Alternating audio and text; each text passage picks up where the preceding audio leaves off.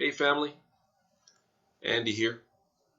Today's the morning of June 1st, Monday, 2020. Starting a new month now almost in the middle of the year. And what a year it's been so far. So we're still struggling to deal with the pandemic. We're also now having to deal with all the turmoil that's arisen from recent incidents of police brutality and the death of Mr. George Floyd. We've had a weekend of a lot of turmoil. To put it bluntly, many of the cities of the United States are burning, either from anger, or looting, and other violence. And this is, if ever there was a time we needed national leadership, a leader who could step forward and find a place of healing for this nation, it is now. And the saddest part about it is that leadership is nowhere to be found. We have a president who's been a divider in chief for his entire presidency. A person who can stay on message only for a minute when he's reading a teleprompter. But once he leaves that stage and that script is gone, it becomes non-empathetic and it almost seems to fan the flames of division as opposed to finding a way to reach out to find common ground when there is a clear need to address a situation that has existed for generations. And rather than coming forward and continuing to say, I hear you, let's find a peaceful means, let's meet. I mean, the least he could do is meet with major black leaders to say, I hear you. Listen, folks, we're doing something. Even if it was just a matter of platitude, even if he didn't mean it, but as a matter of common sense and judgment, realizing that your nation is burning, your nation is at war with itself, to meet with the leaders and say, let's sit down and see what we need to do to bring our country back together. It's unbelievable. Instead, this idiot that we call a president is out there fomenting more anger by saying he's going to sick dogs on protesters, by saying he's going to shoot looters.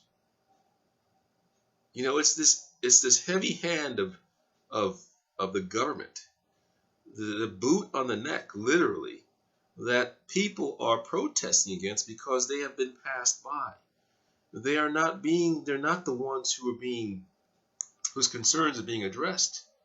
Instead, we have the 1% who has been the focus of this administration. I'm talking about the federal government, who have been the focus over the last few years, providing tax breaks, opening up opportunities in places to pillage and take natural resources, reducing the environmental laws to enable these corporations to take advantage of communities. That is what's happening here.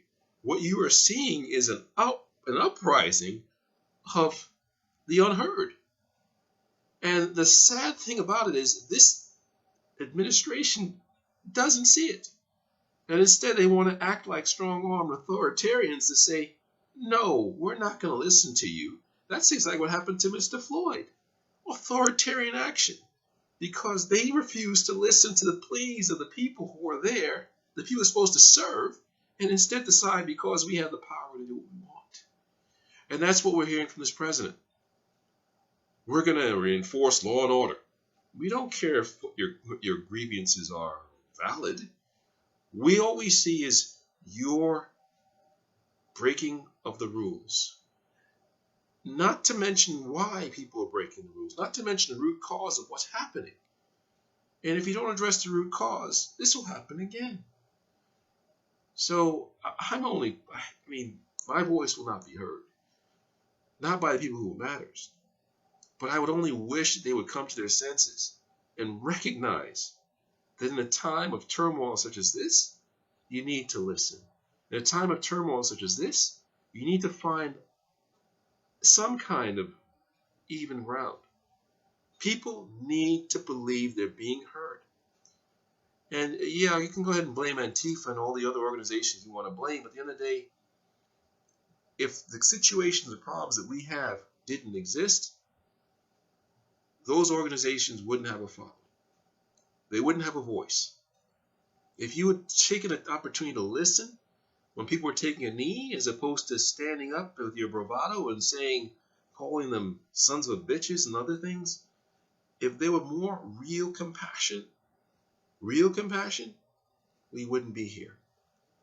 And so I'm hoping that the people around this president, this administration, rather than coming out with a fist of force and being an authoritarian, just try to crush the rebellion, which is what this is, hopefully they recognize that there is a need for change, hear the voices of the unheard, and come forward and have a dialogue. Come forward and say, I hear you. We need change. Come forward and acknowledge the generations of systemic abuse of poor people, particularly black people, for all these years. Just recognize it. If you only do that, a lot of what's happening right now would stop. So reaching out and hoping for real change to come, and hoping that we find some, this settles down, and hoping that there isn't any more harm to people who are out there protesting, or hoping that the violence will stop, and hoping that we start a real dialogue. So there's a lot of hope. Well, you have to be positive. Okay. Hoping you have a beautiful day, a safe day. There is still a virus out there we're dealing with in the midst of all this, and all this is happening. So hopefully you keep your family safe, not just from the incidences that's happening on the streets and the madness, but also from the virus that's affecting our communities. Stay safe.